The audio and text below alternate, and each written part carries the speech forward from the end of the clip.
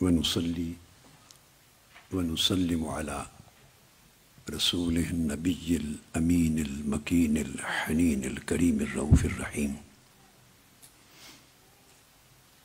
وعلى آله الطيبين الطاهرين وصحبه الكرام المتقين وعلينا معهم أجمعين. أما بعد، أعوذ بالله من الشيطان الرجيم. بسم الله الرحمن الرحيم. يا أيها الذين آمنوا ادخلوا في السلم كافة. صدق الله مولانا العظيم. Honorable guests, respectable speakers, my beloved sons and daughters, my brothers and sisters, and all participants, and the youth, young people, organizers of this conference, and all those our Norwegian guests, ministers, representatives, and honorable participants who are representing different departments, segments, and parts of the society. And I feel highly honored and happy by their presence. And secondly, I would like to congratulate all those young people belonging to Minhajul Quran International Norway and office bearers and organizers of Minhaj Youth League, Oslo and Norway, who have organized this beautiful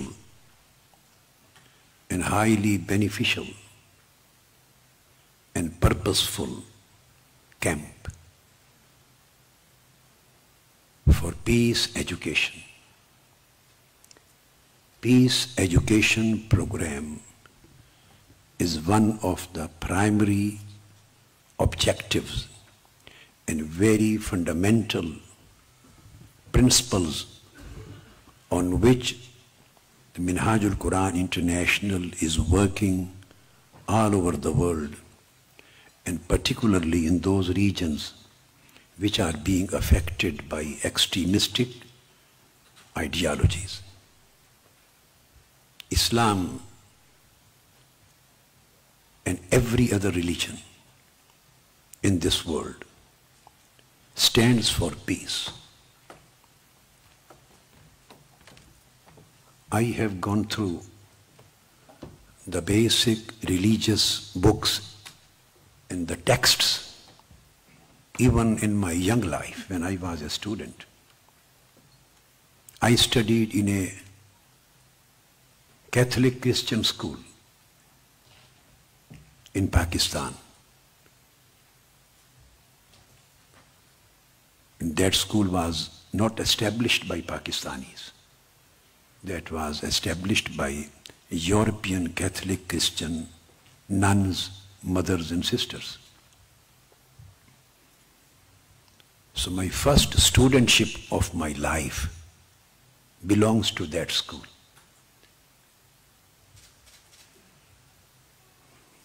So throughout my life I have been studying the holy scriptures of different religions. I have never seen in any religion teaching of hatred. The core theme of every religious teachings was to save humanity, to promote love, to unite the people. And that's why we are here together. Today, the extremistic ideologies and all radicals, terrorists, militants, whatever agenda, whatever philosophy, whatever ideas and thoughts they are promoting to misguide the younger generation, their ideology and their acts and deeds, they have no relationship with Islam and not with any other religion.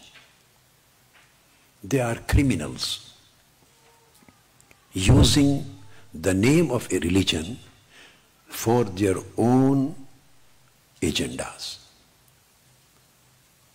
They are enemies of Islam, enemies of religion, enemies of humankind, enemies of morality, and enemies of all human values. They are friends of none, but enemies of everyone. We have to identify, we need to understand what differentiates between Muslims and militants and terrorists. I, as a humble student of Islamic teachings, and as a professor of law, a humble student of Islamic law, Islamic theology, Islamic spirituality, I have been teaching Islam throughout my life in universities. I have been writing on the subject, and about 525 of my works are published now. 525 are the published works. So I have been a humble student of this subject. Whatever I would say with full responsibility and authority. And I would say, it may be ISIS, it may be Al-Qaeda, it may be any other terrorist and extremist organization or militant group. They may use any name. You can't stop them. You can't stop anyone from using any name. This is misuse of a name. Someone can misuse any holy scripture. Someone can misuse any link with any religion. Someone can misuse any other term being used in democracy. The people misuse human rights. They abuse human rights. People belonging to other religions, they abuse. They are child abuses.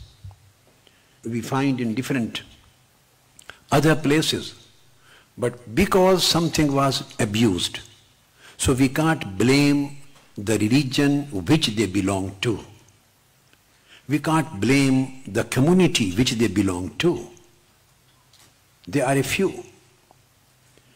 They are misusing the holy names, holy concepts, the holy terms for their own vicious and unholy agendas. Islam and all religions and all human societies, peace is not legacy of religion. This is legacy of mankind. Protection of the life of human being is not because of his religion or her religion. He or she may be a religious person, may be a secular person, she may believe in any faith, she may not believe in any faith.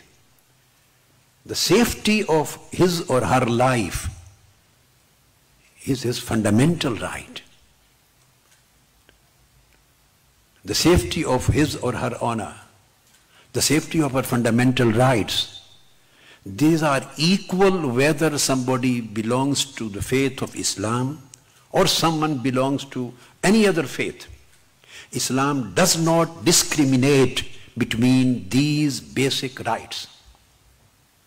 Nobody is allowed on any pretext, on any argument, on any evidence, on any if or but, on any exception, nobody is allowed to kill any human soul. The human soul which is non-combatant. Nobody is allowed to kill any civilian population anywhere, in any part of the world. Nobody is allowed to harm other people who don't belong to your religion, who don't agree with your ideas. Nobody is allowed to enforce his agenda, his religion, his faith, his ideology by force on anyone. According to Islamic teachings in Islam, you have to respect everybody's right, difference of opinion, everybody's faith, everybody's religious practice, everybody's culture, everybody's economic interest, everybody's social rights. All rights which have been vested in human beings, individually or collectively, they are to be respected, they are to be protected, and they are to be honored. This is a primary responsibility of every single Muslim. Before coming to this particular subject of ISIS or the militant groups or their ideology and their narrative, I would like to provide you with this, in this camp, with counter narrative. We need to provide the counter narrative.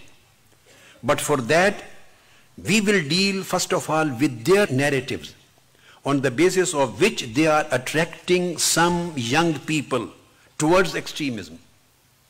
What are some basic concepts on the basis of which they are misguiding young people, so that we may provide the true answers and true concepts and true teachings of Islam and Quran and the Sunnah of Holy Prophet, in order to stop them from becoming radicalized and stop them from traveling towards, in the name of so-called jihad, which is never to be considered a jihad according to Islam.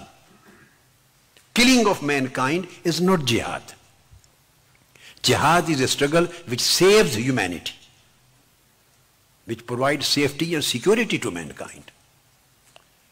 So, through these extremistic ideologies, divisions are being made.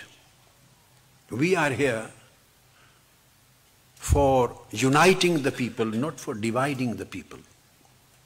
We are to spread love and understanding, not to create or expand hatreds. Islam, my dear audience, my brothers and sisters, Islam propagates and commands you for integration and not for isolation and disintegration.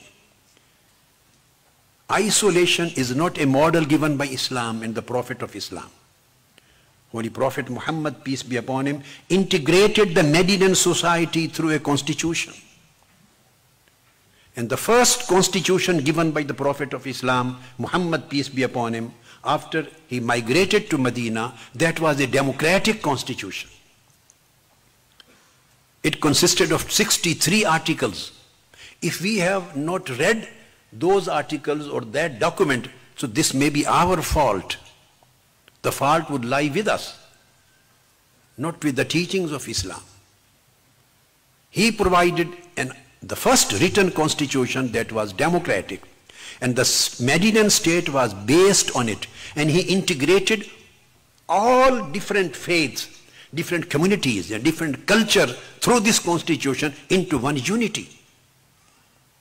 And the first article of that constitution, it is known as As-Sahifa. The title of that Medinan constitution is As-Sahifa. The first article of the constitution, Medinan constitution, given by Prophet Muhammad, peace be upon him, says all Muslims and other communities, meaning non-Muslims and their allies, today are being declared to be one nation, one community, Ummatun Wahida.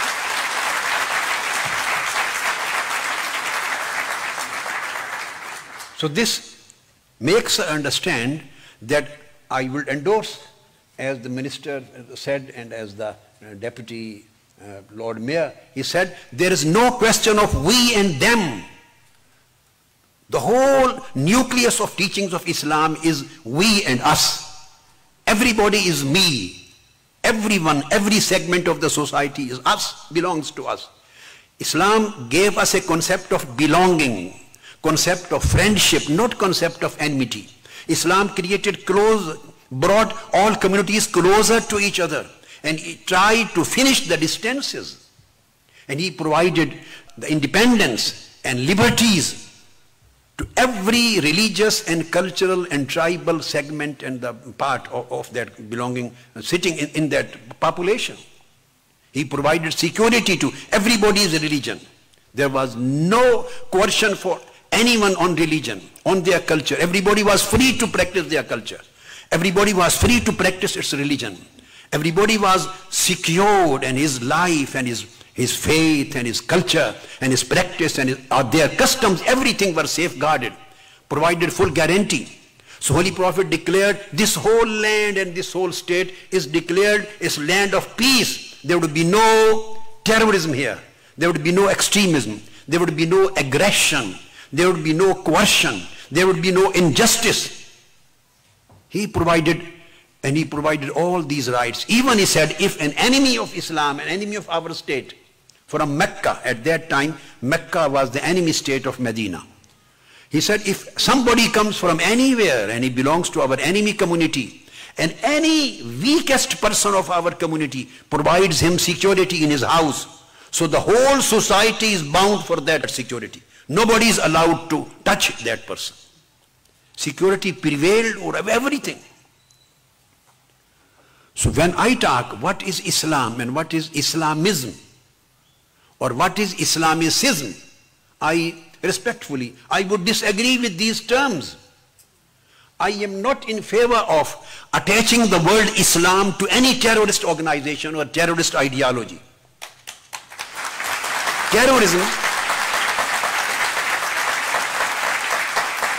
Terrorism, extremism, terrorism has no religion. It has no link with any religion. They are criminals. And Holy Prophet, the founder of Islam, the Prophet and Messenger of Islam, said that the terrorists and killers of mankind, they are out of the ambit of Islam. He said they are not believers. So if the Prophet of Islam declares that the killers of mankind and terrorists are not believers, they are not Muslims, then we would at least never attach the word Islam or Islamic with terrorism or with extremism or with any act of killing of mankind. So this is the idea just for rethinking. We may rethink, we may review it. We don't get any benefit of these terms if we connect the term of Islamic or Islam with terrorism or with extremism. We will get nothing out of it except some feeling of some people would be hurt. To me, terrorism is terrorism. It has no religion. And when we talk of Islam, we can't connect. We can't say peaceful terrorism. We can't say peaceful terrorism. This will not sound. Because Islam means bringing peace. The word Islam means bringing peace, to be in peace, to provide peace. This is the root word of Islam. And Quran says, O believers, enter into the peaceful life. There are 3 words used for religion of Islam. 3 ranks. One is Islam itself, everybody knows it. Other word is used Iman. That is for the word faith, Iman. Islam is described in either Islam or Iman. The third word, the highest rank, the highest grade is known as Ihsan. Ihsan. Islam is from Silm, the root word. The word Islam is from Salama. And Salama means salam. It means peace. So the word Islam itself means peace. The second word, Iman. Its root word is Amn. Amn means security. Peace and security. So I don't find any extremist inclination in the word Islam. I don't find any extremistic or terroristic inclination in the word Iman. The third is Ihsan. Ihsan is from Husn. It means beauty of character, beauty of your morals.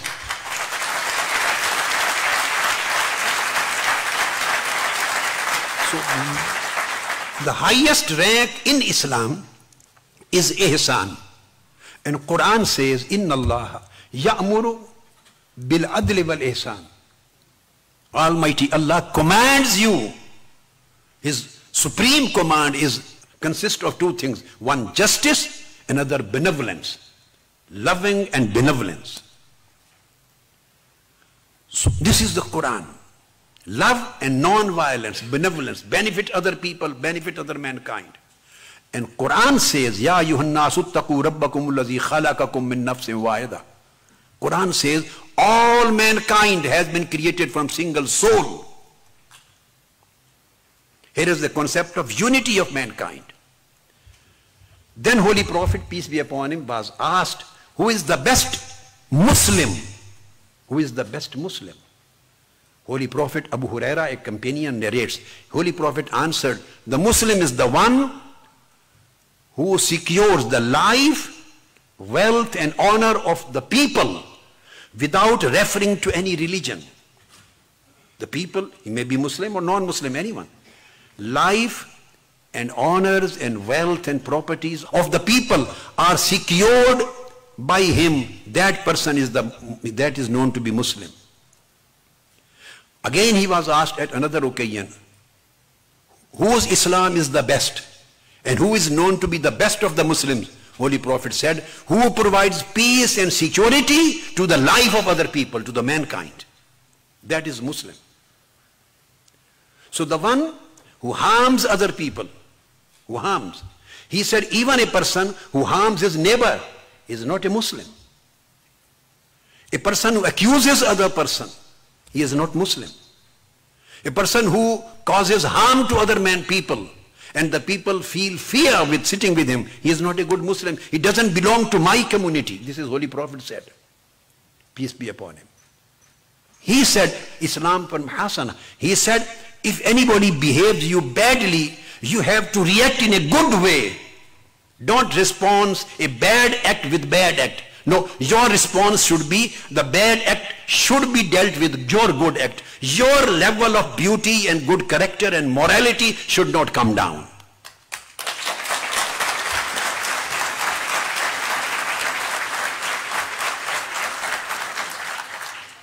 We should try to find out commonalities between communities, commonalities between culture. This will lead us towards positive results. And this is a common cause, whether this is a Pakistani, as the Honorable Ambassador of Pakistan, she taught, this is a common cause, whether it's Pakistan, whether it's Arab world, whether Norway, whether Europe, North America, any part of the world, this is our common cause. We have to fight against divisions. We have to fight against hatreds. We have to fight against all kinds of extremisms. And we have to work for cohesion. We have to work for the union of mankind. We have to work for integrating the people and communities. And for this purpose, I congratulate again, this camp has been organized. This extremism and violent extremism particularly, and terrorism, this has become a major problem in a global sense. This is causing instability in the whole world, and this is causing a heavy loss for human lives in every region of the world. And it is very important that we try to find out the solutions.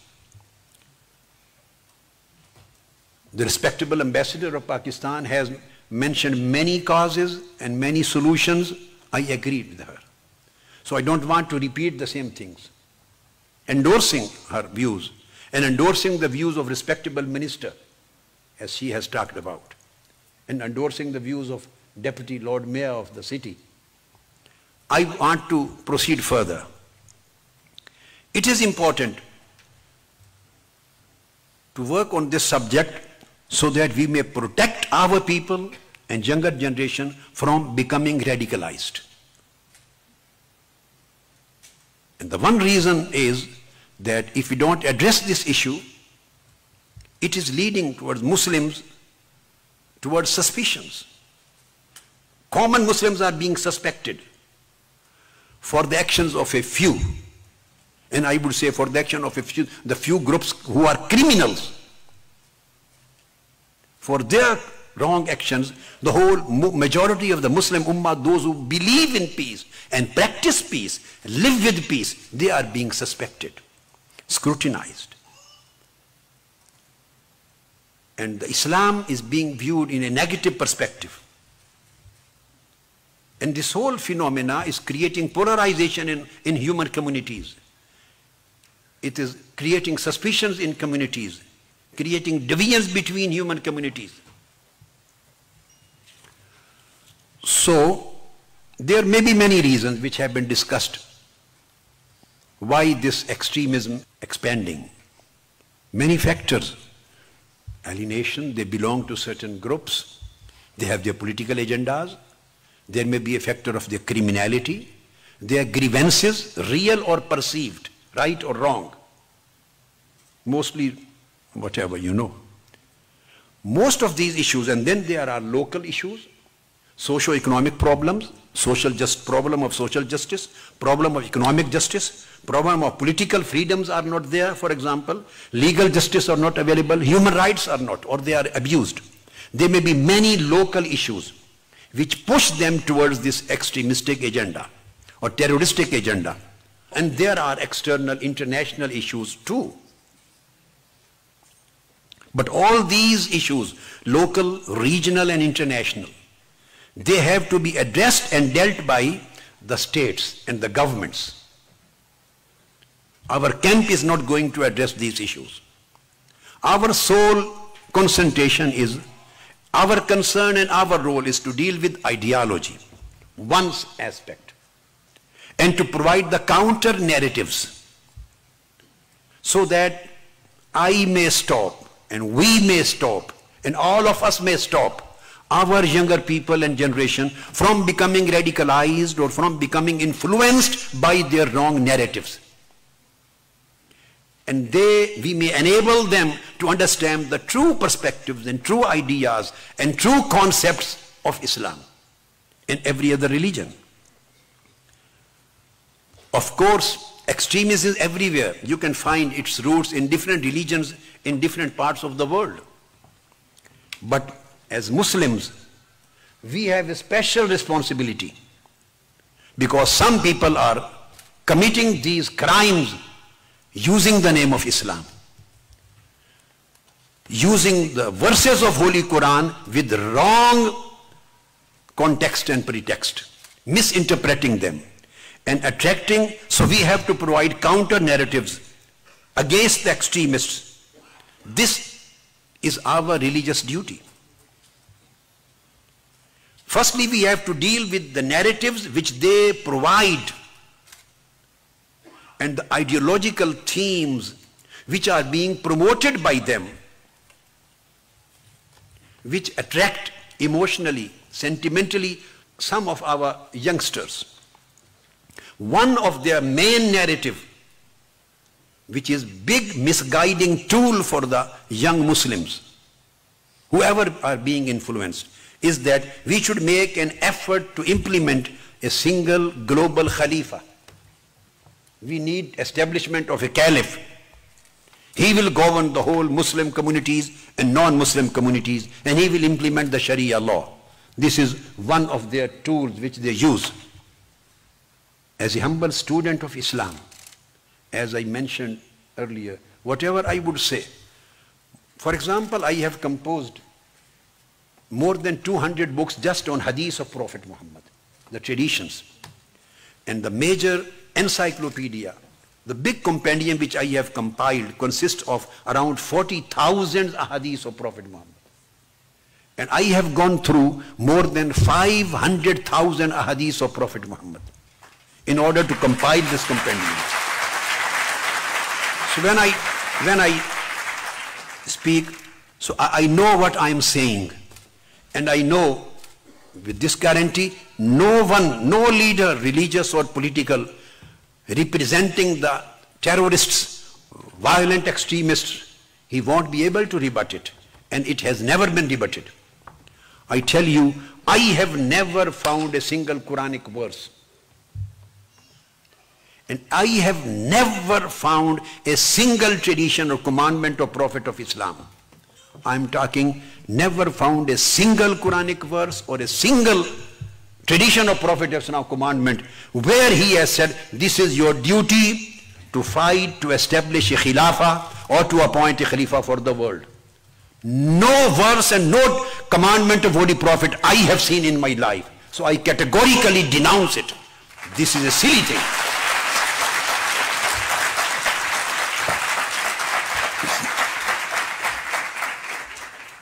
And the word khilafa and khalifa doesn't mean anything else except khalafa, yakhlufu, khilafa means coming one after another.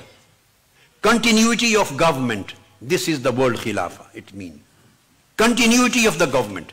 As your term, maybe 4 years term in Norwegian government or 3 years terms, when one term finishes, you hold elections and the new prime minister or the new cabinet take over.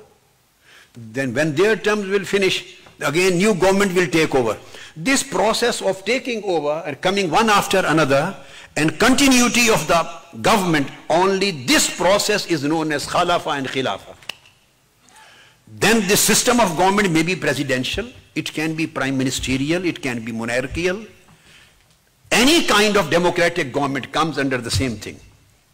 So this is just a misguidance and ignorance and illiteracy.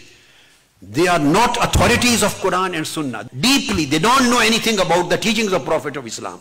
Whatever they say, whatever they propagate, whatever they expand, their ideology, that is totally against the teachings of Quran and Sunnah of Holy Prophet.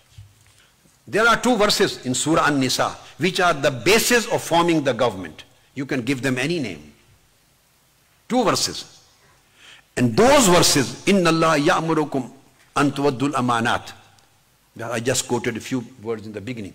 These 2 verses, and then Ya ayyuhalladhina amanu atiyullah wa rasul. These 2 verses address every single person, maybe Muslim or non-Muslim, and says that actual authority of appointing the government rests in the hands of the citizens, maybe Muslims or non-Muslims. There is no reference to religion. Ya'murukum. Every single adult citizen has a right to choose some person to rule the country. An tu'addul amanat. And this is a trust which primarily is vested as an authority, as a fundamental right in the citizens. Then they choose someone as their rulers. Tu'addul amanat. Then do give your trust to some people whom you choose and whom you allow to rule over you. And then Quran says to them, when you are chosen, when you are elected, when you are appointed, then Quran addresses them and says, وَإِذَا حَكَمْتُمْ, when you become the rulers and you start ruling, then you are bound to rule the country and rule the people with justice. This is Quranic theory and this is constitutional theory. And that justice should be social justice, there should be legal justice, there should be economic justice. So this is the Quranic constitutional theory. Totally democratic, 100% democratic. That's why. So those who claim to be the representatives, so-called representatives of Islam, the terrorists or the militant groups, maybe ISIL or other people, either you claim to be the followers of Prophet Muhammad and followers of Quran, or you claim to not to be the followers of Quran and Islam. If you are the followers, then you have to follow the basic and fundamental commandments given by Quran and Prophet of Islam. And Holy Prophet based the whole system on democracy. He said, Isnaini khayrum min wahidin, wa salasatun khayrum min isnain, arbaatun khayrum min salasa. I'm quoting the tradition of Prophet Muhammad, commandment. How to make decisions, he was asked. He said, opinion of 2 is better than 1. Opinion of 3 better than 2. Opinion of 4 is better than 5. Wherever the majority goes, that will be the decision. This is Islam. Where the militants, they do stand, where they have inferred the ideology from, where they have taken this thought and they are bringing a bad name to Islam. And sometimes say this is incumbent on us to enforce Sharia laws in Norway or in Denmark or in England or America or Europe. What a silly thing. Quran does not allow you to do this. whatever law is passed by the parliament, whatever law is chosen by the majority of the population of the country, that law would be enforced. Nobody can enforce his own religion in any part of the world. This has never been commanded and allowed by the Prophet of Islam.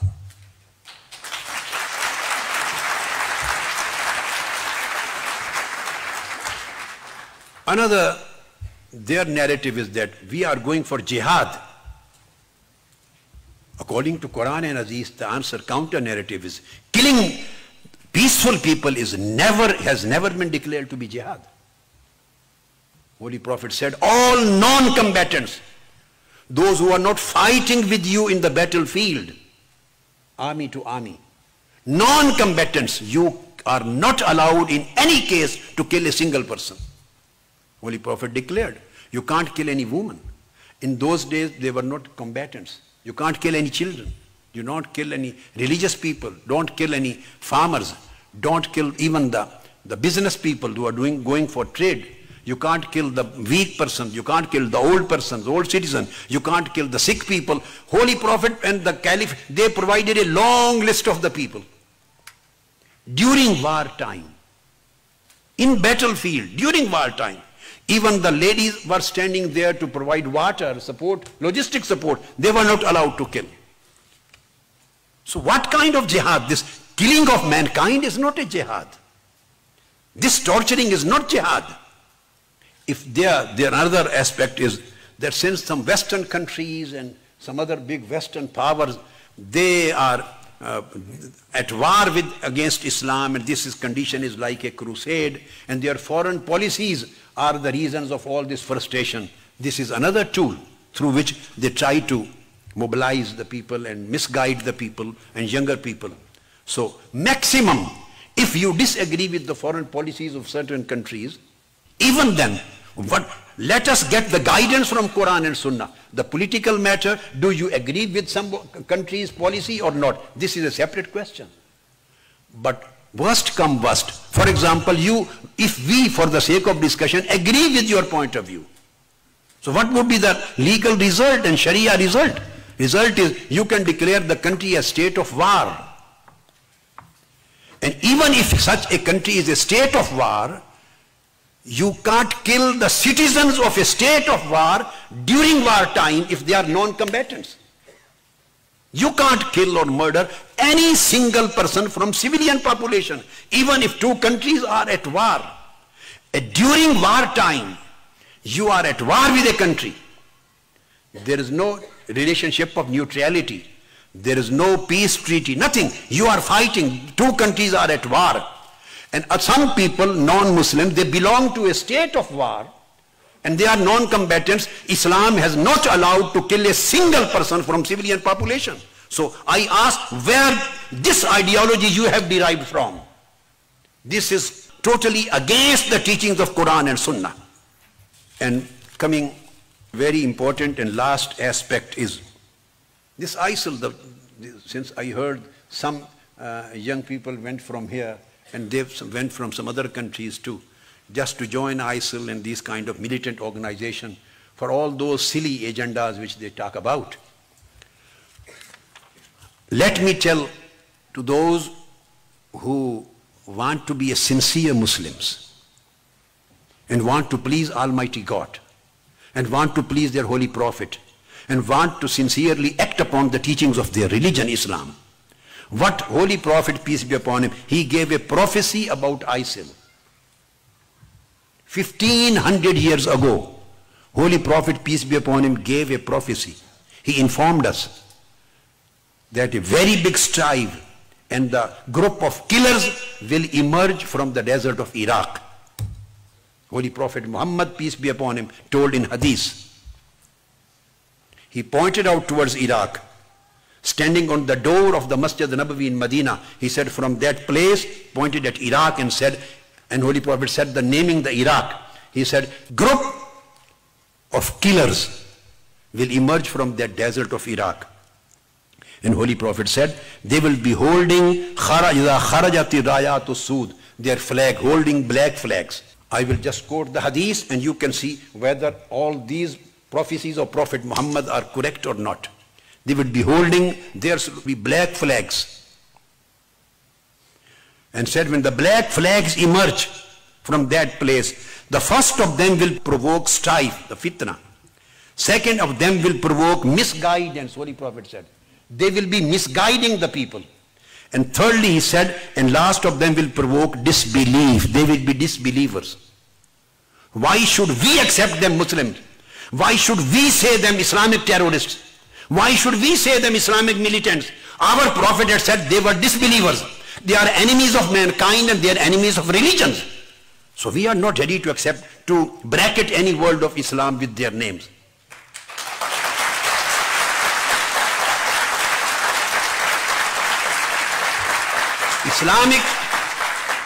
Islamic can be only that character, which character is based on friendliness with mankind, which is based on love, which is based on non-violence, which is based on moderation, which is based on integration, which is based on benevolence, which is based on mercy, which is based on affection. Only this character can be named as Islamic and so and so.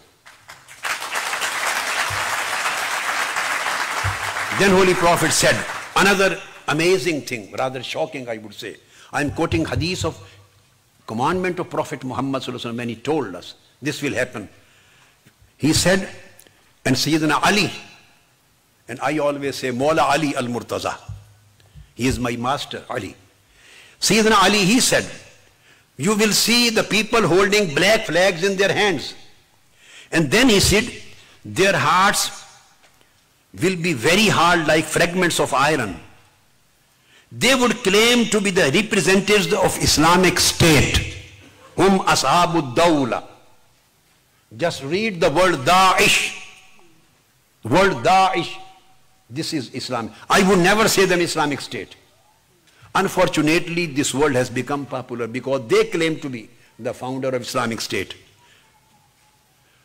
They said Daesh, ad-dawla Islamiyya lil-Iraq wa Sham. Daesh. ISIS, Islamic State of Iraq and Sham, Syria. This is the name which they adopted. Ad-Dawla, you see on their flags written Ad-Dawla al-Islamiyya, the world. You can see online.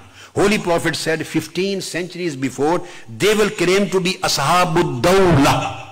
The word Dawla has been used in hadith of Holy Prophet.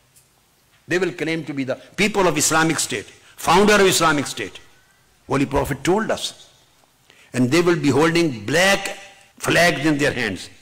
And Holy Prophet said, they will honor neither covenant nor agreement.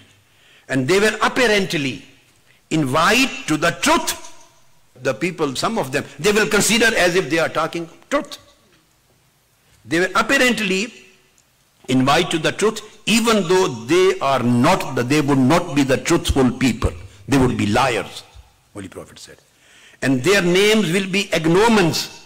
Holy Prophet said, their names would be Abu so and so, Abu so and so. Can you place the Abu? All these. I have written in my book, you can read Abu Bakr, Abu Abdul Rahman, Abu Bilal, Abu Ayman, Azza Iraqi, Abu Ali, Abu Mus'ab, Abu Abdul Rahman, all names with Abu. 1500 years before, Holy Prophet said, their name will be agnomens and they will be called Abu so and so, Abu so and so. As if he was watching with his own eyes, this will happen in my ummah 1500 years afterwards. And then Holy Prophet said, Asma'uhumul kuna wa nisbatuhumul qura. And their name, and their ascriptions will be to the villages. You can read their names with villages. And Holy Prophet said, again in this hadith, very important thing. Said, what will help? Holy Prophet, peace be upon him, said, their strife and struggle finally will end at disbelief. And this movement of militant and terrorist movement will be followed by the Arab fugitives. Holy Prophet mentioned.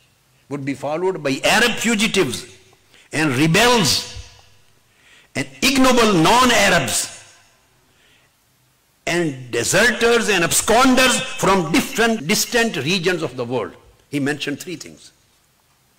He said their effort and struggle would be followed by Arab fugitives and rebels and base-born, ignoble non-Arabs and absconders, criminals, absconders, deserters from different parts of the world, they will join them, they will go there. Holy Prophet, peace be upon him, said this would be a fitna, and Holy Prophet said their religion would be polytheism, not Islam. And they should not be considered to be Muslims. They should not be considered to be Muslims. So no link of Islamic with these people. Anybody who acts as enemy of humanity, he has no religion with Islam, no connection with Christianity, no connection with Judaism, no connection with Hinduism, no connection with any religion, even no connection with humanity.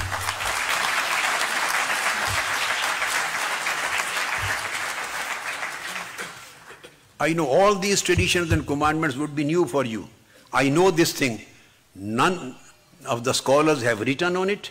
Nobody has spoken on these things. So nobody has heard. This is the first time in this camp I am quoting. My whole book on this ISIS is under publication now. Holy Prophet mentioned this fitna will start from Iraq. And this will envelop the Syria. And this will affect the whole Arabian Peninsula. And this will create turmoil also in Egypt. 4 countries Holy Prophet has mentioned. This will emerge from Iraq. This fitna will envelop Syria. This will affect the whole Arabian Peninsula. And this will create a turmoil disturbance in Egypt. I don't need any comment on it. You can easily get the answer. Did Holy Prophet exactly, accurately mentioned about this fitna and these militant groups ISIL or not? This is not matter of right or wrong application. Holy Prophet has mentioned clear-cut signs of these people. Then Holy Prophet says, they will encircle Syria, envelop Iraq, strike Arabian Peninsula, and the Ummah, the Muslim community, will be stricken by war because of them. And during that period, troubles will intensify to the point that good is considered evil and evil is considered good. No one would be able to, within Muslim Ummah, to be so brave to stop them or to raise voice against them. And Holy Prophet said, wherever, if by force they will be stopped, they will reappear from other part of the world. So these fitnas, they are Khawarij, Holy Prophet said, these are Khawarij. Their first emergence took place in the period of the Caliph Sayyidina Ali, the great leader of Ummah, Sayyidina Ali. First fitna of strife within Khawarij, these militant groups, emerged in his time, and Holy Prophet said the last of them will emerge in the time of Antichrist. They will join the Antichrist. And they will fight all humanity. So they are today the part and followers of Antichrist. So these are the basic things.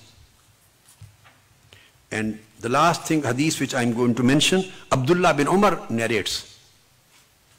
When he was, some people came from Iraq. And they asked about some petty things. Great companion of Holy Prophet.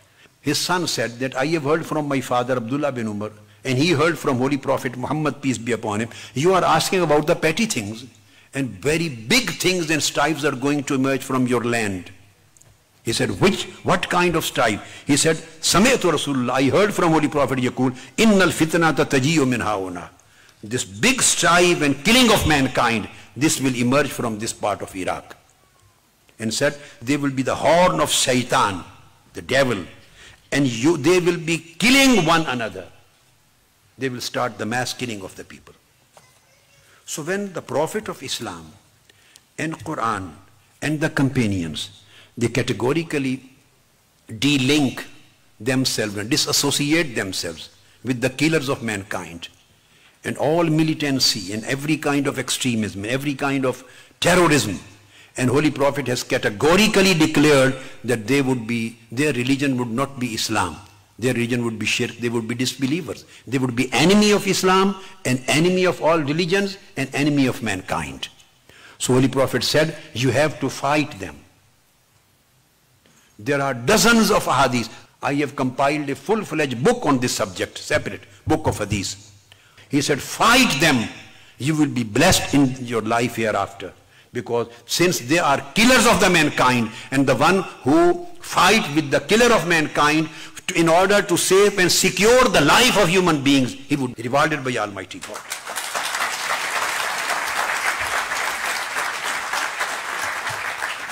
So there are many other things to be explained. Inshallah, we will keep on discussing, because the whole camp for 3 days is on peace education. So we will keep on taking different subjects. So for this opening session, I think this was whatever important outline I could provide to you, I have already done. Thank you very much.